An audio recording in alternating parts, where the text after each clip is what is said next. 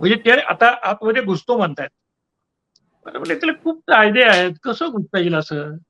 अण्णा हजारेंचं झालं ते त्यांचं झालं. रात्री 3 वाजता का बैठक घेतली जरांगेंनी? का बरं? रात्रीचं काय आणलं होतं? एरवी तर दिवसा पत्रकारांच्या बरोबर बोलता. मग आता खाजगीतच मुख्यमंत्र्यांच्या बरोबर रात्री 3 वाजता का बोललात? आणि रात्रीची प्रेस का घेतलीत? हे माझे आक्षेप आहेत. आतापर्यंत जरांगेंच्या प्रामाणिकपणाबद्दल आपण सगळे असं म्हणत होतो, की ते प्रामाणिक आहेत. येस, ते प्रामाणिकच आहेत. मग रात्रीची बैठक का घेतली?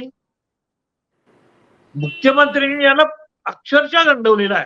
मराठी भाषेत ठकवणं म्हणतात किंवा गंडवणं म्हणतात ना, तर ते गंडवलेलं आहे.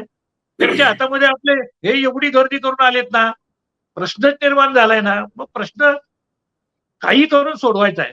काहीही करून.